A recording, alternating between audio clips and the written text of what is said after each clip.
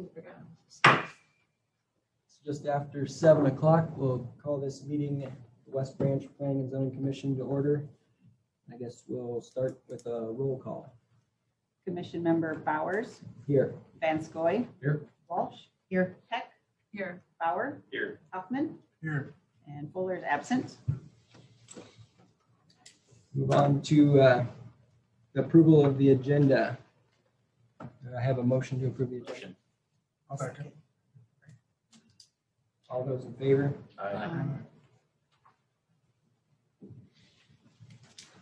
There are no minutes. Okay. Ready for the next time. We'll move right in then to the public hearing. First item we have here is the motion to approve the West Branch Village Haven Park expansion site plan. I suppose there's some here to discuss the updates since the last meeting and what you've come up with. Thank you, guys. Joe Maylander with Clearwell. I appreciate the special meeting. Met back a month and a half ago, I think was when I originally presented this, and then went through and addressed what I think were the majority of the concerns. So I just wanted to highlight those today and open for questions as well. But so we'll work on the West Branch Village expansion plan. The expansions planned for that southwestern undeveloped area currently within their property. There was a handful of things that Dave had sent to me to highlight on the revision. So I just want to walk through those and then open it up if you have any questions for me. The sanitary sewer. So we were looking at a couple different options there, and what we're proposing at this time is to put a sanitary sewer meter that will basically meter all of the flow coming from the proposed area through the site, and then working with the city on billing for that flow. This meter will also be set up so that in the future, when the existing community is connected, that'll also flow through this meter. So there'll be actual metering on the flow. It won't be based off the water usage. It'll be based off the actual discharge from the site. Still working on the exact, a couple of the design features of that, but I think we can work through those. One of the major questions you guys had brought up was a second access point. There's already 33 existing homes in this expansion area, and we're adding another 65. So getting pretty close to 100 there. What we did, and I think you guys all have a copy of this, but we're looking to add a second access that basically ties the two areas together, existing and proposed. That second access is up at the northwest corner of the site, and then we'll tie into the existing road to the north. So got a little bit off my plan set there, but there is a full design on this included in here. We included an open lot, an open space on lot 10 for a future playground area. That was one of the questions that brought up. Guest parking. We've added several guest parking areas around the community, and there's 26 guest parking lots, and we position them so they're kind of spread out, so they're not all serving a couple groups of homes. Included in that, there's a southern guest parking area that is planned on parking parallel to the road. A lot of the reason for that, though, was to provide a snow storage area in the winter. We're proposing to do no parking throughout the rest of the community, and then every home will have a 2-stall parking pad included with it. One of the major concerns was including the emergency shelter. So where I'm showing that is kind of on the east side of the community, almost somewhat in the existing area, mostly because there's a large hillside there, and we want to try and bury this shelter into the hillside as much as possible. Those plans will come in as a building permit submittal. I'm just not a structural engineer, so I didn't include those on these plans, but those I think we've discussed with Dave limiting occupancy permits until that shelter is in place, so there won't be any getting ahead of ourselves out there. We also included a connection to the Hoover Bike Trail. So I'm showing that at the southwest end of Reagan Boulevard. Right now, we're showing that as an 8-foot granular surface trail that connects to Hoover. So they'll have access to the trail directly from the community. We're going to install lighting throughout the proposed area, similar to the lighting that's in the existing area. I'm showing a landscaping plan, and it kind of showed up as black dots on my plan, and I'll see what's going on there. But a lot of the plantings were kind of put around the exterior of the site in order to provide some screening, as well as some buffering from the trail and then from the existing development to the south. And then in addition, we're proposing trees on almost every other home that runs in the proposed area. So in the end, it comes to about a tree per home, or a little over a tree per home there. And then stormwater detention, showing a large stormwater detention basin south of the lagoons. That detention basin will collect all or the majority of the flow from the proposed area, as well as some of the existing area, treated or detained in that detention basin, and then outflows towards the stream. I think that runs through my list of changes I've made to the plan. But I'm certainly open for questions or comments at any time. I do have one, and then I may open it up and see if anybody else has others. Actually, a couple of questions. It looks like the second access you put in takes out a residence there. Is that something that has already been coordinated or will need to be? Yeah, so it actually takes out two. There's one that's on the north side of Washington, and then one that's on the south side of that connecting street.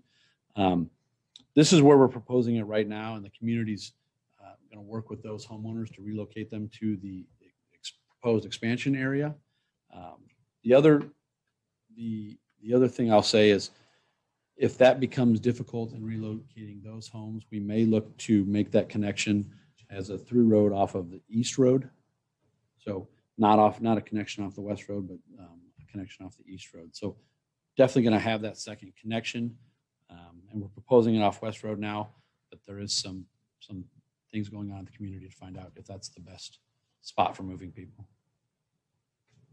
I guess my other question is related to the park equipment and the general nature of this development. Is that a public park, or is that just a private park in there? Would there be equipment in it? It'll have a playground. They're proposing a playground, but it's intended to be it'll be on private property, a park intended for the residents. Maintained by the Correct. association or whatever you have. Right, by the owner. And then the streets and everything else are private as well, maintained by the developer. Yeah, all infrastructure on site and the streets will be privately owned. We will have a meter associated with that sanitary sewer metering that will be read by the city, but it'll be installed in a private manhole. And then we're working with the city on the exact type of meter to put in that manhole. So nothing's going in the lagoons? Nothing from the new areas going in the lagoons. Any other questions for the developer from the commission? For staff? We have a question for Dave related to this, I suppose, just related to the sewer. I've heard there are plans to upgrade the sewer system for the mobile home park. Is this going to work well with that? I mean, it sounds like you're planning for it, but I just wouldn't want to put in something that's going to make it harder for. As part of the discussion with this, we were looking to find out if DNR was going to require them to upgrade their existing facility and what sort of room that would need for the expansion. So the discussion to date has been that rather than expanding that facility, putting money into that, they would just convert that other side to dump it in the manhole that we're going to meter. And that would all go to the new wastewater plant, and they would be paying fees on all of the development out there, existing and future. So There was also some discussion that as part of that, there's going to have to be a need to limit how much flow comes in so we don't overload our system if they have some sewer that's not very watertight. It has a lot of I&I. There's also been some discussion on their part that they're going to evaluate that and see if they can do some repairs on that older section. The reason is that if they have to do a lot of treatment or pay for a lot of treatment through that meter because of the I&I, that's cost prohibitive. It's in their best interest to go through and try to get that fixed up so it doesn't contribute so much flow, because they're being billed by the flow coming through the sewer rather than just what's coming through the water meter. So that's in essence a penalty for having a leaking system. So that's going to encourage them to try to get that upgraded. But we will have it in place so that we can't put any more flow to that sewer system than we can handle downstream. One of those existing basins will still be there in the event that there's higher flow than we can handle. It will be stored there until we can bring it back through. So that's what we're working through now, as Jill mentioned. A couple of things there. One is the type of meter. Two, how do we deal with the hydraulics there to get it to go in and out. So future, when we hook that old side on, everything works right. Sal? Have there been any discussions with the current residents of the mobile home village about this project? Maybe it's not required, but from the standpoint of public relations, has that occurred? I believe the owner wants to make sure that we're getting support from the planning commission before we start those discussions with the homeowners. I think they have reached out to the two homeowners that are planning for possible relocation based on the road extension. But a lot of the residents who live there right now will be affected by this. And Pretty much everybody. well, all of the So northern they're all going to area. be living in the same general. It's a neighborhood. Yeah, they plan to reach out and have the discussion, but I don't think they're looking for approval from the residents. for this. Also, I didn't anticipate that there would be much approval involvement from the community, because there generally isn't in that type of a. Okay, I just wondered. Okay. Because when people don't hear things all of a sudden, they get pretty, even if they like to know, people like to know what's going on. Certainly with infill developments, the more notice we can give the affected residents before the work begins, the smoother it would go. So we would hope that discussion would happen after the approval takes place. I don't believe there's any intent from the owner to hide this expansion from the existing residents. Oh, I wasn't implying Okay. that. Yeah, I I was just wanted to reminded make sure that was known. that if all of a sudden they see a bunch of earth being moved and so forth, people are going to wonder what's going on. So it probably would be good to give them some notice. Agreed. As I said, at least from a public relations standpoint. Any other questions from the commission? If not, I would entertain a motion to approve the site plan. Second. A motion and a second. I'm second. gonna give it to you. Yeah. I'm like, and I'll give you a second. Okay. Do a roll call for that one. Van Scoy, Yes. Bowers, Yes. sorry, Bauer. Yes. Bauer. Walsh, Yes. Heck, Yes. Bowers, Yes. Hoffman. Yes. Motion is approved. One more comment? Yep. I appreciate the suggestions that were made. I think it's turned out to be a better project because of the things that came out of this commission. So thank you. And the owner didn't have an issue with any of them. So thank you guys. Thank you. Appreciate the cooperation. Next on our list here is the motion regarding revised site plan for Parkside Petroleum LLC, 401 Parkside Drive. I believe this is a site plan that we've seen before, and there were some minor changes, and that's why we're reviewing it again. Does anyone want to speak to those changes before we take up the discussion? I was like, Dave, could you explain what the changes were? I asked because I didn't know why we were receiving it either. And I did invite them to be on the meeting, but they're not here. Sure. So they're looking at placing a sign in the southwest. Fits in between the parking lots. don't know if we've got a copy that we can show up on the screen or not, but at any rate, it's down by the power pole, and there's a little bump out island between the parking lot on the south and the parking lot that has 5 or 6 spots across the south side, just south of the gas island.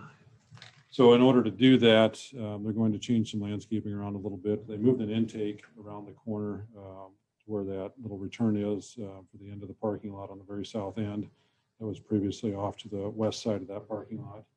They've also moved the sanitary sewer service and the water service to fit a little bit better on the site. So those are the main changes. Really wasn't anything as far as the geometry on here.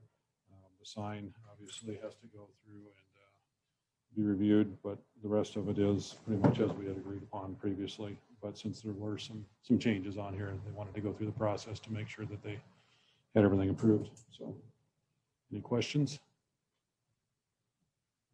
I don't think I have any related to the site plan. I do have a general question for the city about the project.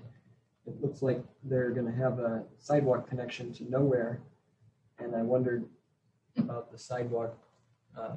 It is a rural section through there on Downey Street, but I mean, I have seen on several occasions, we have some residents, I think from the far northeast side of town, that travel up there that are in a wheelchair. I don't know if there's any plans to make a crosswalk and a more formal sidewalk or trail. Right. So part of the complication is that directly north of there on the right of way, and as well as the west side of Downey, that's national park property. And we've had discussion with Pete on locating a trail on either side of that in the past, and it's been a little bit problematic in trying to get that to move forward. So rather than trying to put something here that, since it goes to nowhere anyhow, and would require a bunch of utility relocation in that corner, it's just stopped there at this point at such time as we can get a plan of where that can go on national park property, then that'll be connected. Seems like we might have a few years before there's a lot of residents coming west out of that development, but Right. I'm sure there will need to be a way for them to get, probably not far enough away to get busing in there, so we want to make sure there's some route for kids to walk to school. If you look at Second Street, there is a way for them to get on a sidewalk and go up that street.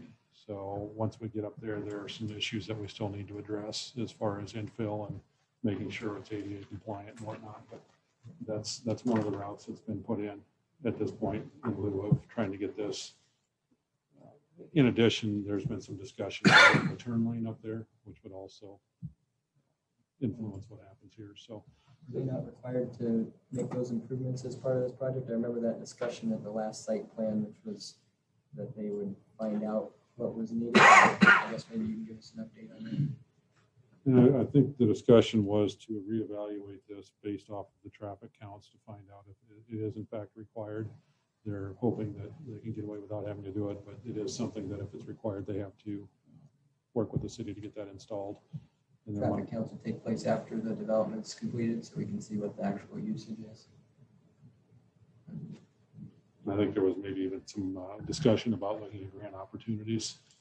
But No, part of the problem is it's on federal property, a turn lane, which everything from architectural, archaeological studies have to be done, and even if they need 5 or 6 feet. So we decided to let them go ahead, just keep moving ahead, and we would tackle that turn lane later on. there's some uncertainty as far as exactly what's going to go into this development. They had provided a concept and there are lots, but depending upon what the market is when they go to actually put the buildings up, that'll change the traffic loading on this and may influence the outcome of whether or not that turn lane's required. If we get to a point where there's issues, obviously we can hold back any further permitting until we get that installed as well. That's something that was discussed with them. Yeah. Just kind of wait and see right now. As we don't get past the point, there's something in place to prevent it from getting becoming an issue we can't fix, or that we're going to have to pay for. The city. Any other questions from the commission? If not, I'll entertain a motion to approve the revised site plan. Motion to approve. Second. Motion and a second, do a roll call. Commission member Hoffman, Yes. Bauer, Yes. Bowers, Yes. Benskoy, Yes. Walsh, Yes. Peck. Yes. All right. We'll move on then to the next item of discussion, which is another motion to approve vacating Birdie Drive in the Cedars Edge subdivision. Is there anyone, see, someone here might be here to talk about that? Maybe. So it's been, the property owner next to Birdie Drive has asked if there was a possibility that that Birdie Drive could be vacated. Mainly because I have an access out of there, out of my parking lot down by the cart shed. And we haven't put that in. It's not slated to be put in until Cedar Johnson Road's improved. So who knows when that would be. So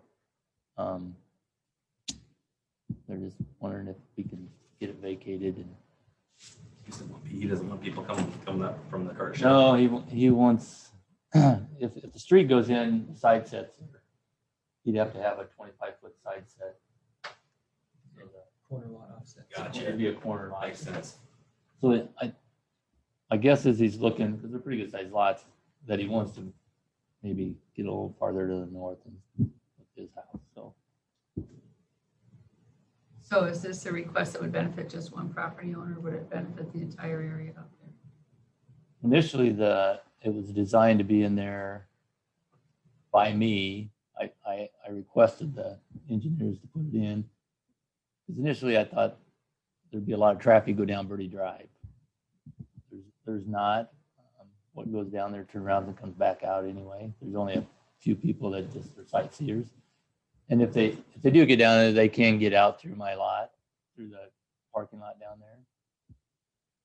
What impact, if any, would it have on future development in that area? None, there won't be ever any Even development. with the expansion of the road? No, that's all golf course property. Are you okay with the people that would put traffic onto your private property instead of out on the public street to get? Yeah, and like I say, most people that go down there are just sightseers. They get down to the end, they turn around. I mean, there's room down there to turn around, so they just go, they turn around and come back out. It's just a few sightseers.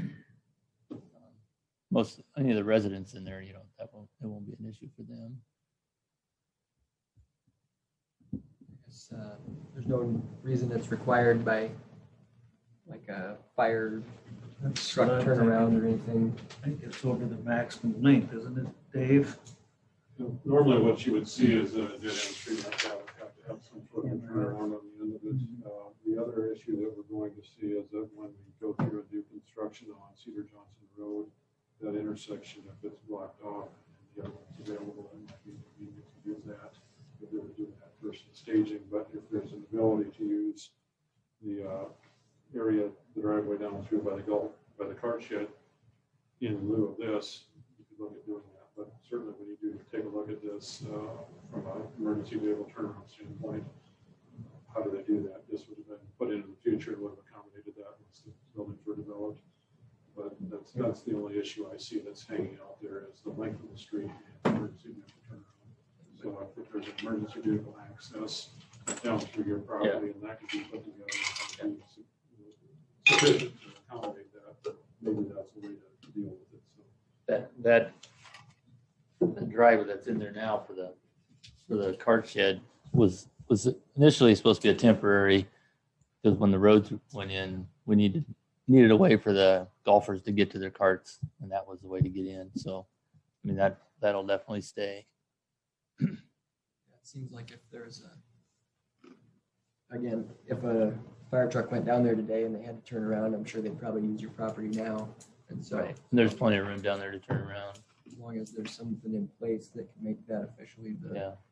I mean, we have garbage trucks go down there. We have fuel trucks, full-size tandem axle fuel trucks in there. So they get in and out without any problem. What snow plowing and everything? That'd be one of my questions. The other question, I guess I would say, has Kevin Stulen? I haven't talked to him about it, no. Yeah, I think that might be good to have him. Or could a hammerhead turnaround be put in there? Or, and I guess the last thing that's on is, and this is probably you, Dave, does this meet the design standards for our code, the suited standards, or? For the length of the street. Yeah. I have to take a look to see exactly what we've got there. I don't know the distance on it. Yeah. I just want to make sure. I mean, Right. I mean, if somebody gets down there in the winter, Right. you're not going to plow out your big driveway in the winter for someone to get turned around or anything. Right now, I've asked the city to, because they were plowing and just pretty much stopping at the end. I've asked them to, when they plow, to make sure they plow and get it off the end, so I don't have a big pile there that I have to plow the way. But with the clubhouse going to be open throughout the winter, I'll be up there plowing that area anyway. So Just a few of my thoughts. the only other thing would be we'd have to ask the city to plow the street a little bit farther, because on Cedar Johnson Road, because they actually kind of were stopping before they even got to that driveway. They'd have to push a little bit farther, but not a big deal. Is that right? Past canoes? Yeah, but it's still in the city. And now they just did some chip and seal there, which is right down to that driveway. So that's going to be a really nice access down there. Is there a time urgency that that the decision be made in tonight's meeting? Or can we put it off until we get more information about some of the questions that have been raised? He's in the process of designing his house right now and probably doing getting ready to do the site plan on it. So he's kind of asking, I don't have a problem talking with the fire chief. Yeah, I can talk. Whatever you do Approve tonight, it contingent on we can, approval of Kevin and before the council meeting on Monday. I think this will come up Monday also, the council, if you guys have approved it. I say we can make it a motion that approve it contingent on. Is there any Approval other questions or discussion items before we make that motion? Anyone else have any other questions? Otherwise, we can entertain, and someone want to make that motion you were just describing, I guess, for the contingency for.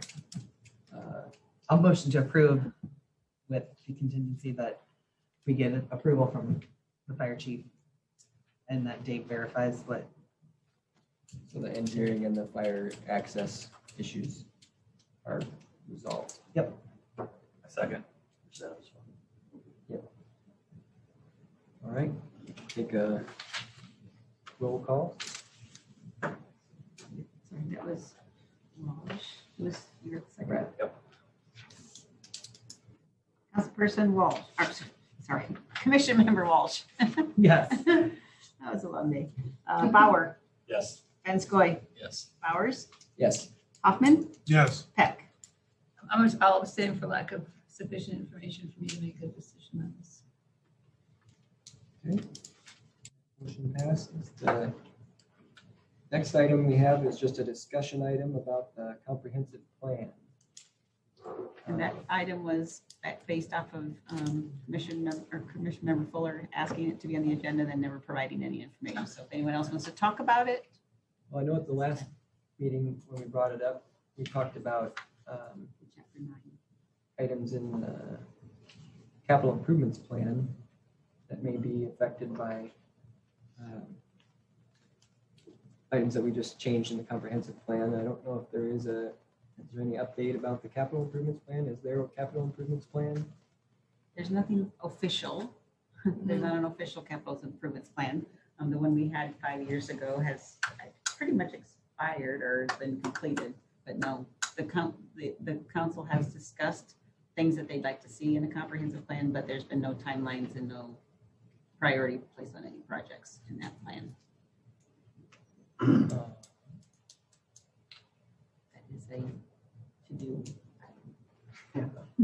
When are we gonna do that? Any other discussion items or anyone remember anything else we brought up about the comprehensive plan they want to share? No, I think that's a John thing. Leave it for when John is Yeah. back next time to bring up again. The next item was also his. He mentioned about doing a West Branch tree survey. I tried to direct him to Matt Goodell because I told him that when we get the Trees Forever grants, they usually do a survey of what kinds of trees, but he said this was different. It was done by the DNR and he was going to supply me with We information. actually just had Oh, okay. like 3 weeks ago. Awesome. That's So right. we'll get all the information within the next month, and then it'll be put on the website and on all the GIS. And then they'll transfer it, they'll give us the information to transfer to the city's GIS also, so. They'll just update the one that we did in 2011. Nice. All right, great. Moving on to old business. I see an item I might have put on there about looking for an update on the Kroll site. Does anybody have any kind of update? Well, there's been no motion, but I can tell you I talked to some people. So where we were last was there may be a desire to do the full site into a PUD, rezone it to a PUD. Along with that, we wanted to drag in the corner of 4th and Main, and I'm gonna call it the Bennett property, farther up the street. And the property for And the grain bins. Okay. So I talked to all of those people, didn't get an emphatic no from any of them. And, which is good. Mhm. I didn't get a, yeah, that's a great idea either. Any mild guesses or? So, that's where I'm at on that. Haven't got any farther than that, so it's just kind of held its place at that point. I think our commission made the recommendation to rezone that Kroll site and the West Branch roofing site as approval items. Has that happened yet? To rezone? For as No. PUD. Is there a reason? No. Trying to tie it all in at the same They time. were gonna come back, I Yeah. thought too. Yeah, we were gonna drag those other properties along with them, with that. So the last time we had a And those discussion. Stalled With out. the corner of 4th and Main, he not emphatic no? That's good. Not an emphatic no, no. He wants to sell the building. He'll sell the building I'm sure. for a lot of money. Yeah. And I wish the city could buy something somewhere else, Yeah. move him over there, and he would give us this building in Yeah. exchange. That's what they're kind of wishing for, and that That building, is that his residence? It's a woodworker, Oh, woodworker? metal worker metal worker. Metal. and wood. Mhm. We've had a lot of talks with him, Okay. a lot of chats, me and Tom Dean, myself and Jerry. We've been through the building. Cool. He wants to move. He'd love to move. He just wants a lot of money for the building. The city can't buy it for that amount. Right. We need a developer to buy it and come up with some arrangement to reimburse the developer. And It's in the developer's interest, but you can't get a developer until it's rezoned and you have the step of requesting. rezoning seems like it needs to come first. And I don't know Which if you should need to be wait. easy. I don't know if you need to wait for those other properties. You could do them now and rezone the others as you get the, okay, you've had the discussion with them. I mean, they all need to be rezoned to that if we're gonna not spot zone it. Mhm. But it doesn't mean that if one of them doesn't want to be rezoned, you can leave them R1 or R2 or whatever they are and change it. Or It's you not can gonna stop the rezone coastal. it anyway. I suppose an unpopular rezoning, is that possible? It's only about It's never been done before in the nation, has it? An unpopular. It's only about what happens in the future, not what happens tomorrow. So it's True. after they Lots of leave. planning Okay, advice, right? Would that open too much I don't know how flexibility to for it to be proceed sold with- to somebody Well, else? If you remember, We we talked. need to yeah, instigate it. We were We gonna- talked a couple weeks ago and I asked him for an update on this and I suggested that maybe we should write a letter to all of the property owners, letting them know that our plan would be to rezone it to a PUD unless we heard something from them. Otherwise, we would go ahead and Yeah, I proceed. think we just need to. That's move not a bad forward. idea. And that way, they don't have to do anything. And there's some We can forward just- motion and you can there's- say, yeah. hey, we Yeah, reached out. we offered it and then the signs will go up and we'll start the public Yeah, hearing we need to notice. move forward until we hear an objection and then we'll deal with the objection, I guess. But we could notify them in writing so that they have. Yeah, I think something. that's a great idea. Yeah. And then they would have the opportunity to obviously to come to the meetings and they're gonna be notified, obviously. Okay, we'll start on that. Good idea, Leslie. Dang it, Good Leslie. idea. More work for myself. So that's for that, yeah. I did talk to the property owner on the west. He wasn't real thrilled about it. I couldn't come up with a good benefit for him to rezone to a PUD. One of the industrial or the storage buildings there, I guess I call it. Not one of the storage buildings. Another one. So anyway, Eeny, meeny, miny, mo. Foot traffic. So anyway, it was a decent conversation. I just couldn't tell him what the real benefit was for you to become a PUD. Other than maybe increased property value. Maybe, but that would come with increased taxes. Nobody likes that. So I didn't really get very far on that and I kind of dropped it. Well, I think it's been sitting quite a while. It seems like there should be some things we could be doing to move it forward, and I don't know what the next, I mean, I think I know what the next steps are, but I don't know who's gonna do them. It's kind of a who's gonna do what by when situation, like you need to get the rezoning done, and then you need to get requests for proposals in and, target the developers that have reached out before. And then after that, there's some review that we've agreed we're all gonna have to do. All those things are gonna take time and it's gonna miss another construction seat. I mean, it's not gonna happen this year. If you're lucky to start it this year, you might have something in place by next You year. have one developer who's met with us once. And who's asked about those properties. And so I contacted those properties and told them there may be a buyer.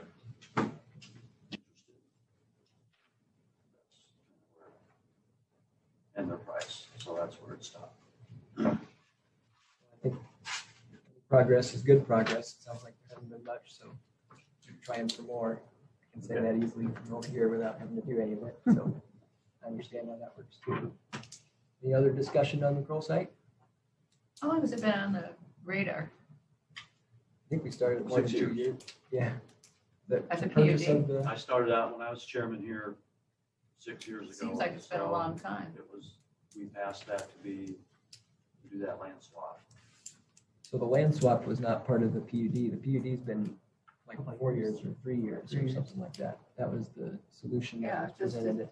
this isn't like out of the blue, brand new. Yeah, It's been quite a while. We should, maybe when we get the updates, we should have a ticker that shows the time since it started. Well, this is what I'll say.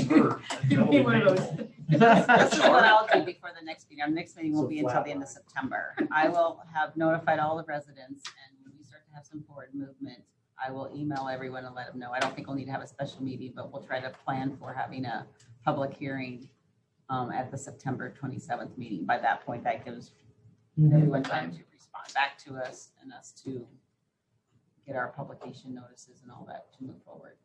I do know we brought this up to the council and one of the council members wanted to know what the benefit to the city was by doing the PUD.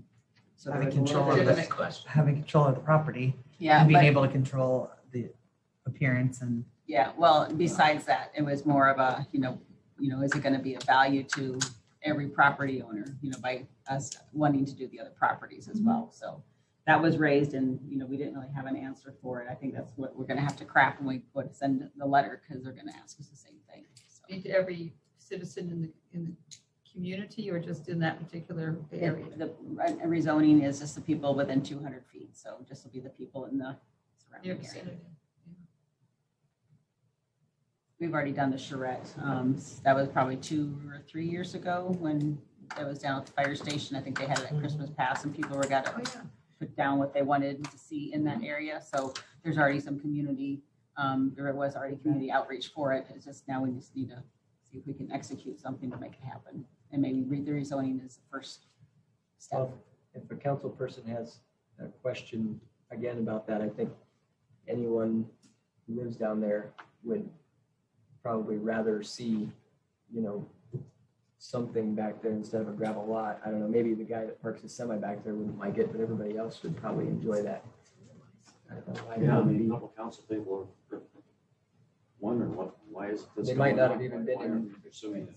I mean, I think that some of the council people haven't been on the council since this project, they came on since it started, you know, it's like old business they don't understand or something. It's, I think probably there's a lot of separate pieces on this piece of property that developers are looking at that are pieces of property that they need to acquire, to make this thing work. And those pieces are hard to get right now. So, you know, they're having trouble trying to make this thing work in the space they have with those other pieces of property that are Right. sitting around, like the grain bins. You know, this guy puts grain in there every year. So he puts it in, takes it out. Well, he's got to be able to get in and out. So there's got to be an access for him to get in and out, which is unclear. Nobody knows where that access is or who has legal right to it. That's one of the issues, you know, then the piece of property on the corner, another chunk. And so, yeah, it seems like a simple piece of property. Let's just get rid of it. But as a developer's standpoint, There's lots of moving pieces. there's some high dollar pieces in there that, Well, one of the questions is, should the city buy grain bins? He'd sell them to us. Really? We could buy the building on the corner too. He'd sell it to us.